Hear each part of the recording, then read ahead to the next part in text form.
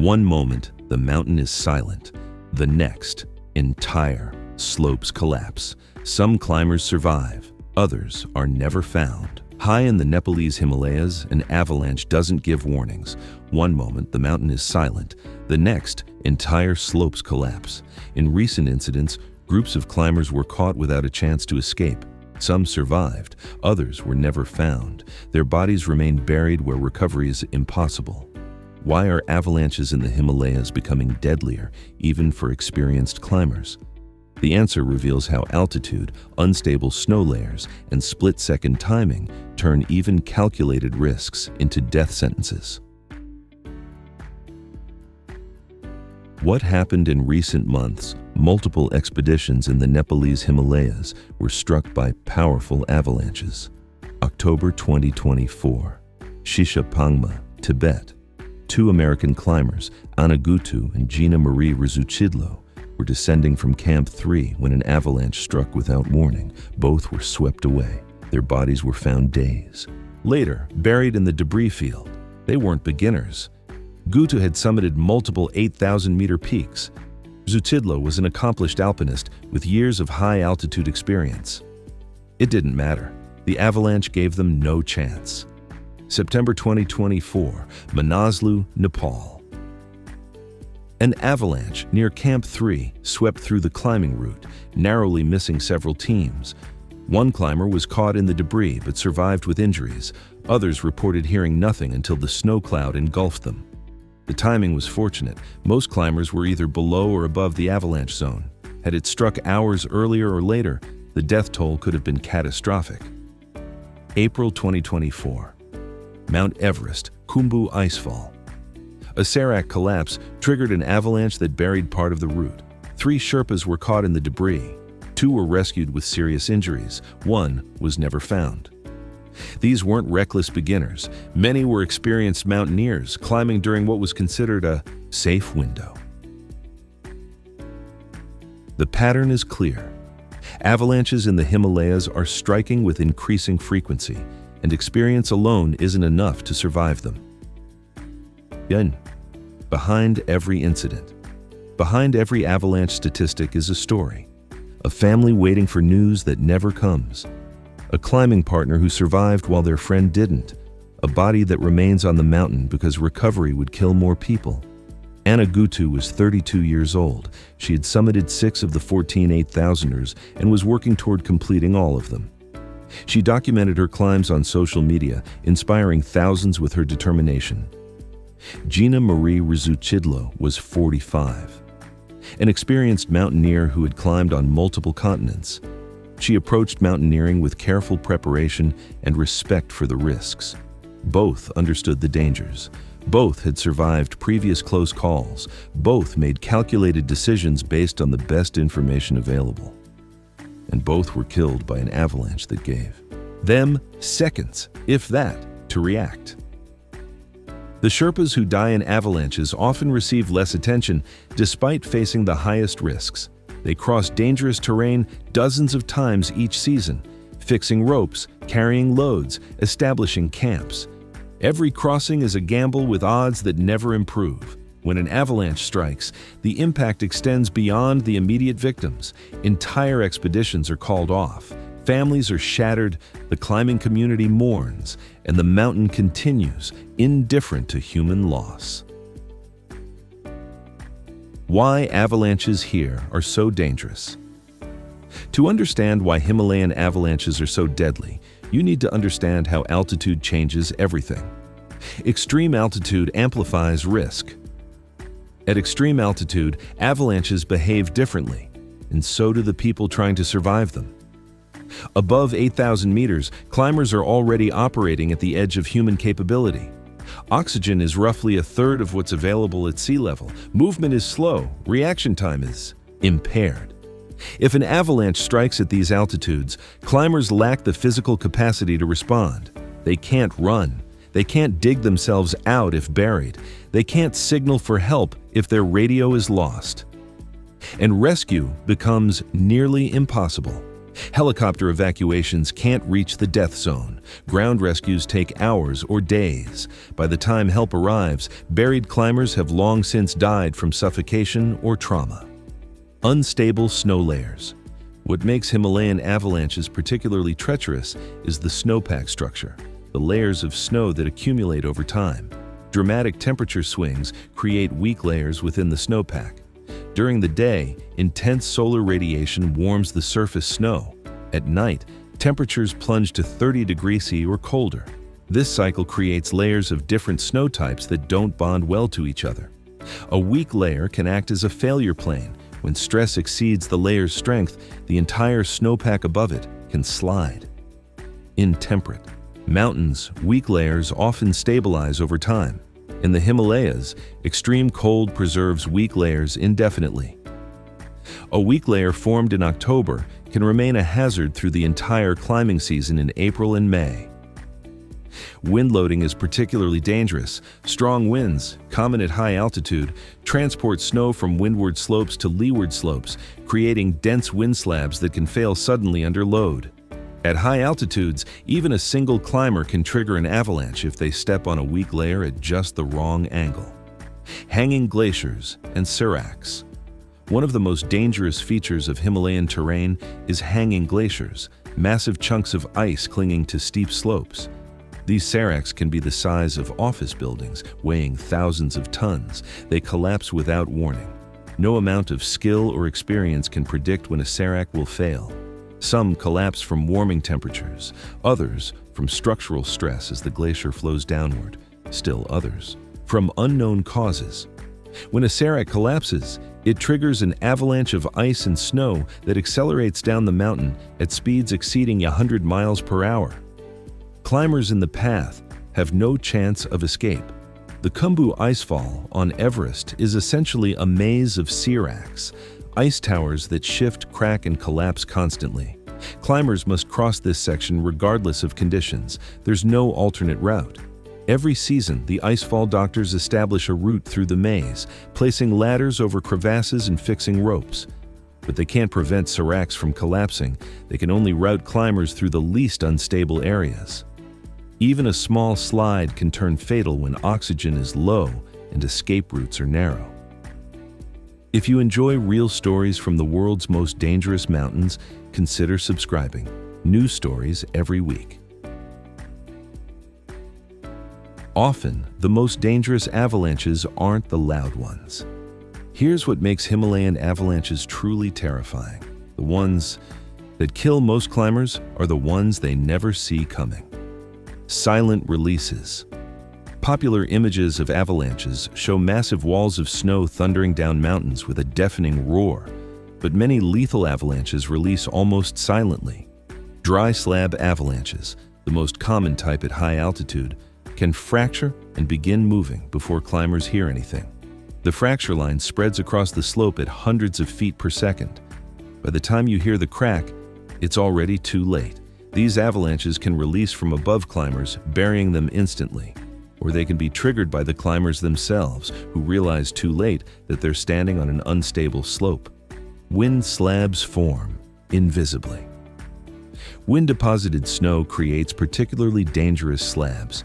These dense layers can appear stable but fail suddenly under load. Climbers often can't see wind slabs forming.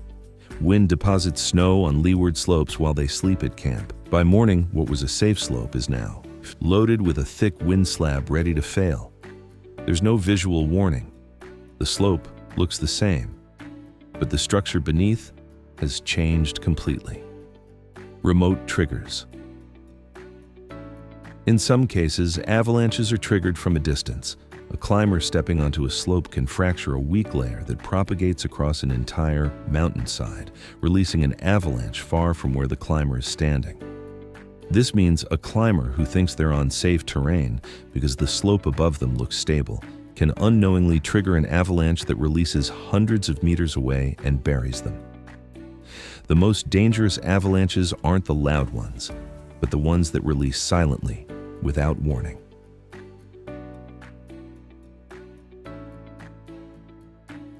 Why experience isn't always enough. Here's what's harder to explain. Why do experienced climbers, people who've survived multiple Himalayan expeditions, still get caught in avalanches? It's not ignorance. These climbers know the risks. They've seen avalanches. They've made countless decisions about when to climb and when to turn back. Experience helps, but it doesn't guarantee safety. Fatigue slows reactions. After weeks at altitude, climbers are exhausted. Sleep at high camps is poor. Oxygen deprivation affects cognitive function. A climber who would recognize an obvious avalanche hazard at sea level might miss the same signs at 7,000 meters. The brain simply isn't working at full capacity. Studies have shown that cognitive function declines by 25–30% above 8,000 meters. This affects risk assessment, memory, spatial reasoning, and reaction time. Climbers make decisions about avalanche risk while their brains are operating at 70% capacity. Time pressure clouds. Judgment. Himalayan weather is notoriously unpredictable. Climbers often wait weeks for a weather window, a brief period of stable conditions that allows a summit push. When that window finally opens, the pressure to go is immense. Climbers have invested tens of thousands of dollars, months of training, and weeks at base camp. So they climb, even when snow conditions aren't ideal, even when avalanche risk is elevated, because the alternative is going home without summiting. This pressure creates a dangerous dynamic. Climbers know the risks but climb anyway, because the opportunity might not come again. Summit fever overrides caution. Summit fever, the overwhelming compulsion to reach the top, is real and deadly. Climbers who are normally cautious make reckless decisions when the summit is close. They convince themselves the risk is acceptable. They rationalize warning signs. They push forward when they should turn back. And sometimes they trigger avalanches that kill them. At altitude, even good decisions can come too late. The margin for error shrinks to nothing. A decision that would work fine at lower elevation, waiting a few more minutes to assess conditions taking a slightly different route, becomes fatal at 8,000 meters, where movement is slow and rescue impossible. What can be prevented and what can't? After every avalanche tragedy, the same question arises. Could it have been prevented? The answer is complicated. What can help? Modern avalanche safety has improved in some areas. Better forecasting. Weather models have improved, allowing better prediction of storm cycles and wind patterns that increase avalanche risk. Education. Climbers today have access to extensive avalanche education courses. Understanding snow science and recognizing terrain traps improves safety. Equipment. Avalanche transceivers, probes, and shovels are now standard. These don't prevent avalanches but increase survival chances if buried. Route planning. Experienced guides can sometimes route around the most avalanche-prone terrain, reducing exposure. What remains beyond control? But fundamental limitations remain. Serac collapse. There's no way to predict when hanging glaciers will collapse. They can fail during cold, stable weather just as easily as during warm conditions. Hidden weak layers. Weak layers buried deep in the snowpack are impossible to detect without extensive testing that's impractical at high altitude. Extreme terrain. Many Himalayan routes require crossing avalanche terrain. There's no alternate route. You either accept the risk or you don't climb. Altitude impairment. Even the best training can't fully compensate for cognitive impairment at extreme altitude. Preparation matters, experience matters, but sometimes the mountain decides anyway. No, the reality of rescues. When an avalanche strikes, rescue operations face nearly impossible challenges. The golden hour. Avalanche victims have about 15 minutes to be found and dug out before survival chances drop dramatically. After 30 minutes, the survival rate is less than 30%. After an hour, it's less than 10%. In the Himalayas, reaching victims within the golden hour is often impossible. Altitude limits everything. Helicopters struggle at high altitude. The thin air makes it difficult to generate lift. Most rescue helicopters can't fly above 600 meters, but most avalanches in the death zone occur above 7,500 meters, beyond helicopter range. Ground rescues take hours or days. By the time rescuers reach an avalanche site at extreme altitude, buried victims have long since died. Secondary avalanche risk. Rescuers face the same avalanche danger that killed the original victims. Entering an avalanche zone to search for buried climbers means risking additional lives. Sometimes, rescue operations are called off because the risk to rescuers is too great. The harsh calculus. This creates a brutal question. How many lives should be risked to recover bodies of climbers who are almost certainly dead? There's no good answer. But ultimately, rescue teams can't justify risking multiple lives to recover bodies from locations where recovery is nearly impossible. This is why many avalanche victims remain on the mountain permanently. Their families never get closure. Their bodies become part of the mountain they died trying to climb. But what this says about climbing today. The increasing lethality of Himalayan avalanches isn't just about changing snow conditions, it reflects deeper changes in how we approach high-altitude mountaineering. More people, more risk. Himalayan climbing has exploded in popularity. Everest sees 800-plus climbers during peak season. Other 8,000ers see hundreds more. More people means more exposure to avalanche terrain, more climbers traversing dangerous slopes, more traffic concentrating where avalanche risk is highest. Simple math. If 800 climbers cross the Khumbu icefall instead of 80, the probability of someone being killed by a serac collapse increases tenfold. Shorter weather windows. Climate change is creating shorter, more compressed climbing seasons. Traditional windows of stable weather are shrinking. This forces more climbers into narrower time windows, increasing crowding and pressure. Climbers can't wait for optimal conditions because the weather window might close. Less room for error. All of these factors combine to create a riskier environment. More people exposed to hazards, compressed timelines forcing climbs in suboptimal conditions, less flexibility to wait for stable snow conditions, climate change increasing snowpack instability. The result is predictable. More avalanche fatalities, even as safety equipment and education improve. The climate factor. Climate change is fundamentally altering Himalayan avalanche patterns. The Himalayas are warming faster than the global average. Temperatures at high altitude have increased by 1 to 2 over the past few decades. Serac instability. Warmer temperatures accelerate glacier melt, making seracs more unstable. Hanging glaciers that were relatively stable 20 years ago are now failing more frequently. Melt-freeze cycles.